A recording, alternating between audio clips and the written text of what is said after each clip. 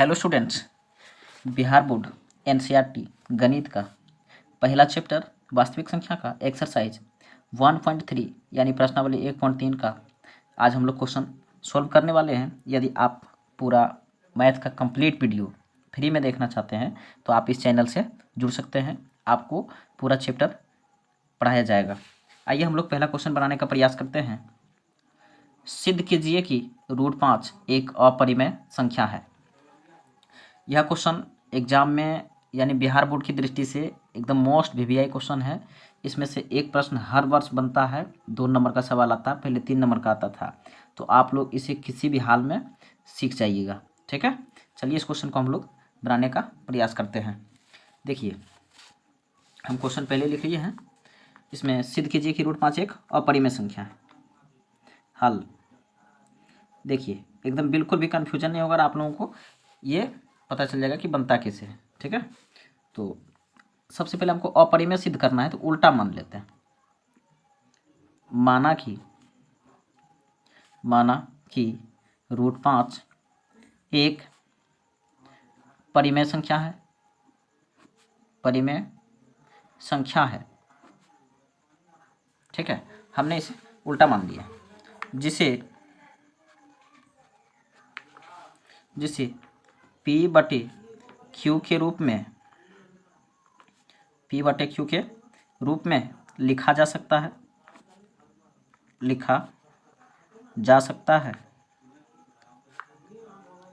जहां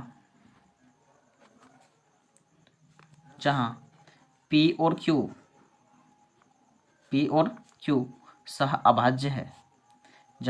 Q सह अभाज्य है, तथा Q बराबर 0 नहीं है। आप ध्यान दीजिएगा इस पर कि P और Q सह अभाज्य का मतलब क्या होता है। सह अभाज्य का मतलब होता है जैसे कि मान लीजिए एक संख्या हमने लिया 3 और दूसरी संख्या ले लिया 5, तो इन दोनों में बताइए क्या ये दोनों संख्या कटने वाला है।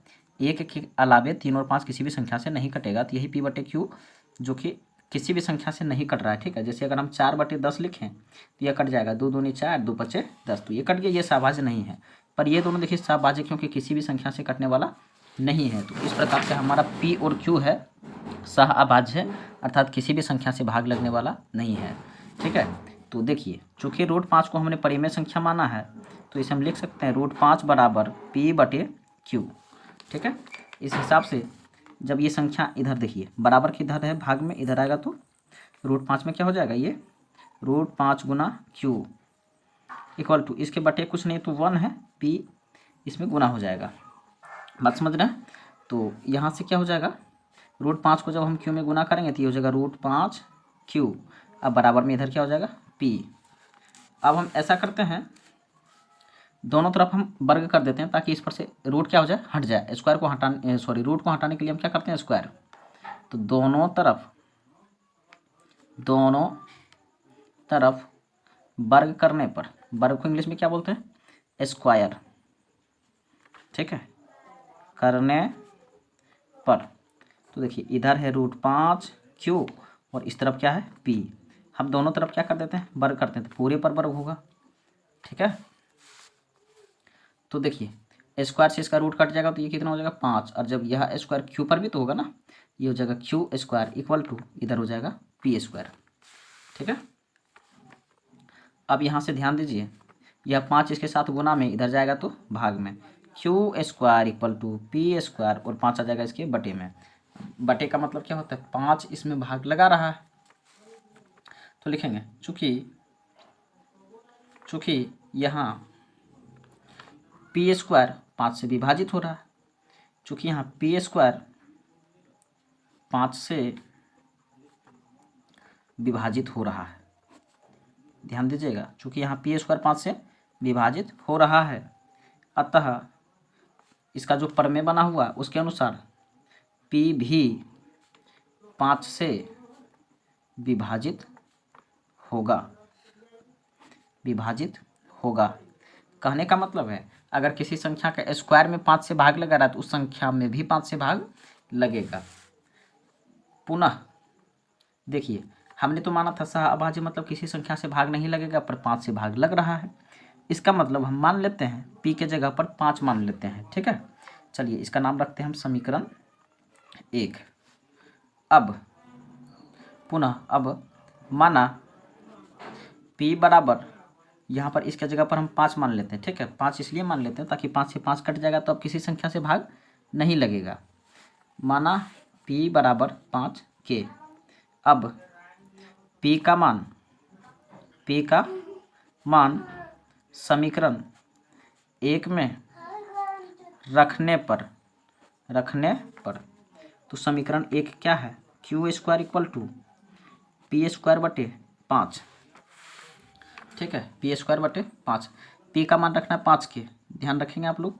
Q square equal to P के जगह पर रखना हमको 5 के, और चूंकि इस पर स्क्वायर है तो इस पर भी स्क्वायर हो जाएगा, बटे में 5।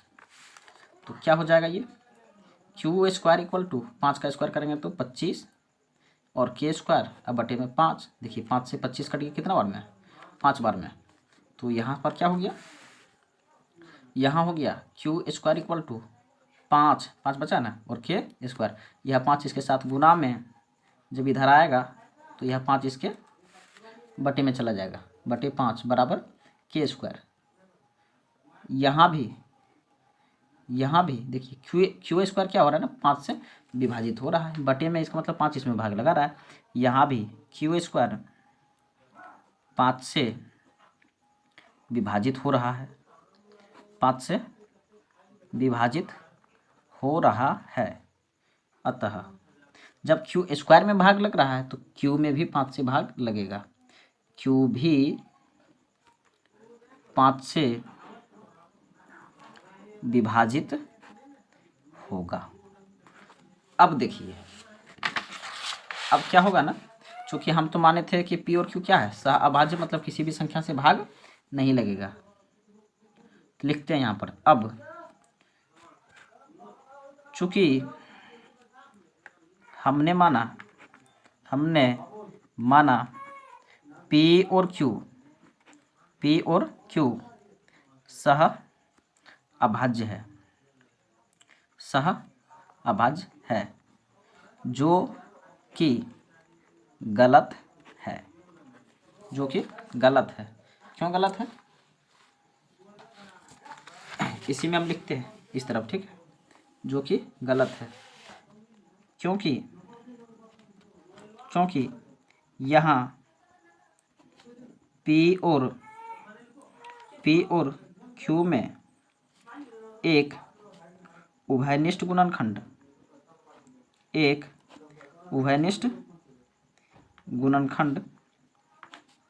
5 है।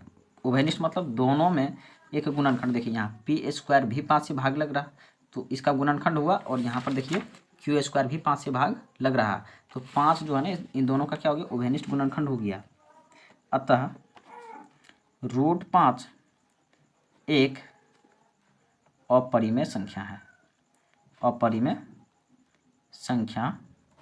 है, और ये सिद्ध हुआ। तो यह क्वेश्चन आप लोग पूरी अच्छे से प्रैक्टिस कर लीजिए, इसमें जो भाषा है इस भाषा को आप याद कर लें। ठीक है, तो सारे क्वेश्चन आपसे बन जाएंगे। √5 की जगह पर √2, √3, √7 कोई भी प्रश्न हो सेम बनेगा। ठीक है, चलिए अब हम लोग अगला 2 नंबर का प्रश्न बनाते हैं। दूसरा प्रश्न है, सिद्ध कीजिए कि 3 + 2√5 एक अपरिमेय संख्या है। तो देखिए हर क्वेश्चन में ना ये भाषा आपको लिखना ही पड़ेगा, इसलिए हमने समय बचाने के लिए इसे पहले ही लिख लिया। देखिए हमें अपरिमेय सिद्ध करना है तो इसका उल्टा मान लेना। माना कि 3 + 2√5 एक परिमेय संख्या है जिसे P बटे Q के रूप में लिखा जा सकता है। ठीक है, परिमेय संख्या तो बटे के रूप में लिख सकते हैं, जहाँ P और Q सह अभाज्य है, मतलब अपने आप में नहीं कटेगा, तथा Q = ≠ 0, यानी Q कभी भी 0 के बराबर नहीं हो सकता। चलिए अब आगे बढ़ते हैं हम लोग। चूँकि हमने इसे परिमेय संख्या माना है, ठीक है, तो 3 + 2√5 यह किसके बराबर हो जाएगा, P बटे Q के बराबर हो जाएगा। ठीक है, अब देखिए क्या करना है ना, रूट वाला संख्या को यहाँ पर रखना है, मकसद यही है, ध्यान रखिए हमेशा। तो ये संख्या देखिए सबसे अलग प्लस में, उधर जाएगा तो माइनस में, तो यहाँ हो जाएगा 2√5 = P बटे Q -3 हो जाएगा। ठीक है, अब देखिए यह 2 जो है ना इसके साथ गुना में है। हमारा मकसद क्या है, कि इस तरफ केवल रूट वाला संख्या रहे, 5 रहना यहाँ पर, ठीक है। तो यह 2 है, इसके बटे कुछ नहीं तो 1 है, इधर जब आएगा तो ये 1/2 हो जाएगा, 1/2 इंटू P/Q अब माइनस का 3। बस इतना ही कार्य करना है यहाँ पर, ठीक है। चलिए अब यहाँ पर लिखेंगे, इसमें हम भाषा लिखेंगे, चूँकि यहाँ पर 2 देखिए बटे में 2 है ना, चूँकि 2 P, Q, 3 है ना, -3 भी लिखें कोई दिक्कत नहीं है। एक पूर्णांक है, पूर्णांक मतलब पूरा अंक है, ये 2 भी पूरा अंक है, P पूरा अंक है, Q पूरा अंक है, 3 भी पूरा अंक है, यानी दशमलव में नहीं है, रूट में भी नहीं है। क्योंकि 2 P, Q तथा 3 इधर जितना भी संख्या है ये सब क्या एक पूर्णांक है, ठीक है। अतः 1/2 इंटू P/Q -3 एक परिमेय संख्या होगी, एक परिमेय संख्या होगी, परंतु √5 एक अपरिमेय संख्या है, √5 एक अपरिमेय संख्या है।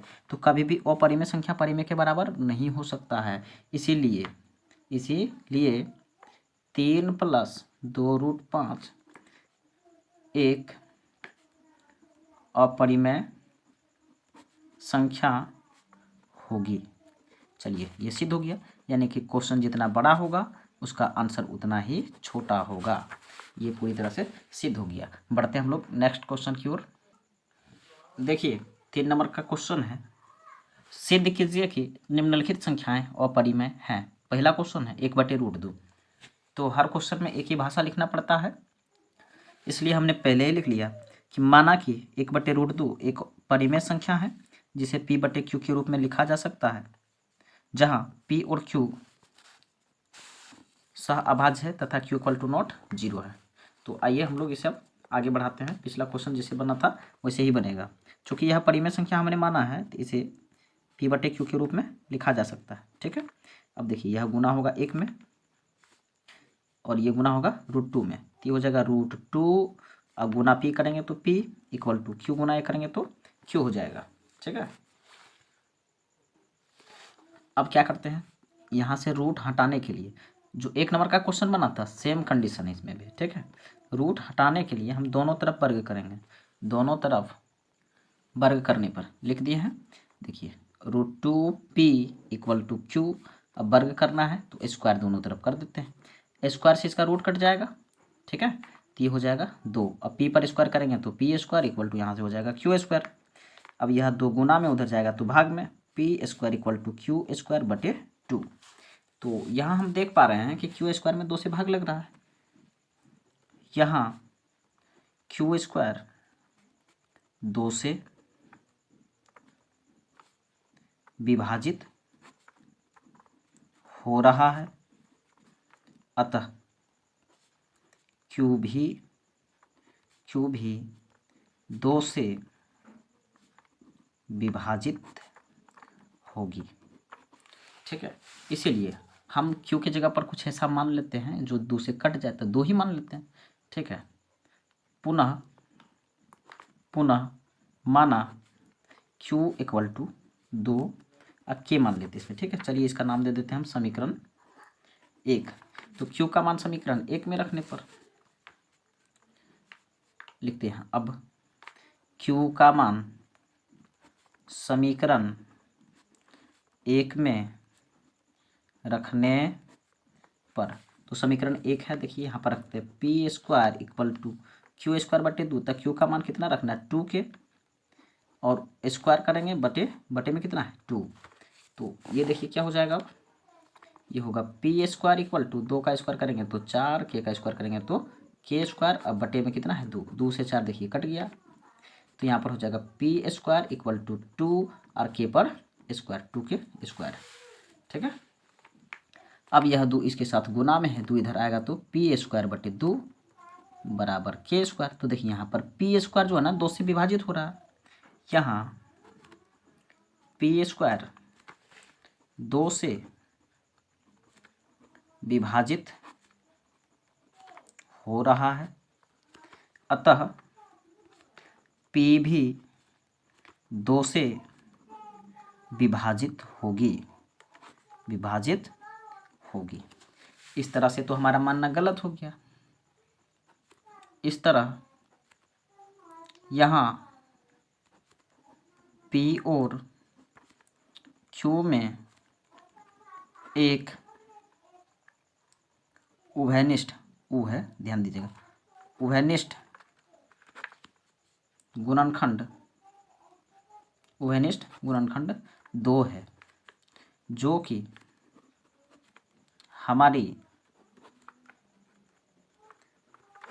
कि हमारी कल्पना का विरोध करती है। क्या विरोध करती है? हमने माना था P और Q सह अभाज्य है, मतलब किसी भी संख्या से नहीं कटेगा, जबकि P और Q दोनों में एक उभयनिष्ठ गुणनखंड 2 आ गया, दोनों 2 से कट रहा है, तो विरोध हुआ ना जी। अतः एक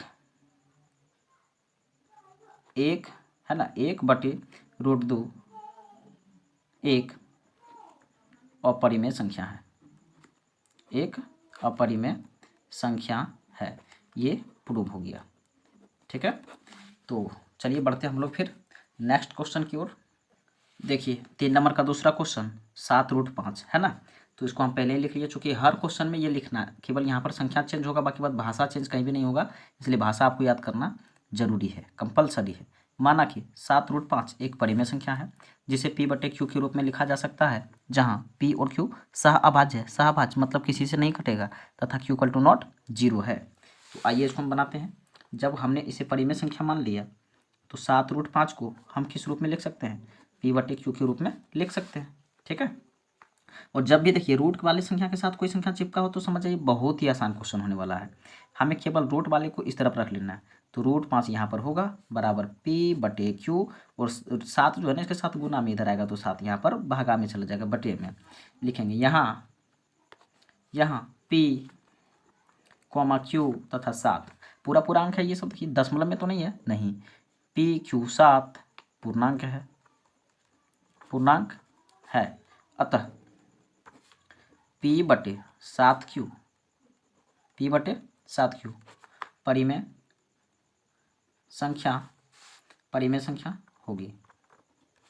संख्या होगी, किंतु √5 एक अपरिमेय संख्या है, √5 एक अपरिमेय संख्या है, इसीलिए 7√5 भी एक अपरिमेय संख्या होगी। 7√5 भी एक अपरिमेय संख्या होगी। देखिए जितना क्वेश्चन बड़ा होगा उतना ही आसान बनेगा, और यहाँ पर ये सिद्ध हो गया। अब एक लास्ट क्वेश्चन बच गया है 6 + √2, इसको भी सिद्ध करते हैं। आइए इसको तो हम पहले ही लिख लिए हैं, चूँकि हर प्रश्न में यही भाषा लिखना, केवल संख्या चेंज होना है। माना कि 6 + √2 एक परिमेय संख्या है जिसे P/Q के रूप में लिखा जा सकता है, जहाँ P और Q सह अभाज्य है तथा Q = 0 नहीं है। तो यहाँ पर हम लिखेंगे 6 + √2 = P/Q। हम बताए हुए मकसद क्या है कि केवल रूट वाली संख्या को हमें इधर बराबर की इस तरफ रख लेना है, तो √2 यहाँ पर रहेगा, P/Q यह 6 प्लस में इधर आएगा तो माइनस में लिखेंगे। यहाँ PQ तथा इसमें -6 लिख सकते हैं, चलिए 6 भी लिखेंगे, कोई दिक्कत नहीं। एक पूर्णांक है, पूर्णांक मतलब आप लोगों को बार बार बता रहे हैं पूरी अंक है, दशमलव में कोई तो नहीं है, नहीं पूर्णांक है, अतः P/Q -6 एक परिमेय संख्या होगी, एक परिमेय संख्या होगी, परंतु √2 एक अपरिमेय संख्या है, √2 एक अपरिमेय संख्या है। तो क्या कभी अपरिमेय संख्या परिमेय के बराबर होगा? नहीं। तो जब ये अपरिमेय है तो ये भी क्या हो जाएगा? अपरिमेय। इसीलिए यानी कि अतः 6 + √2 भी एक अपरिमेय संख्या होगी, अपरिमेय संख्या होगी।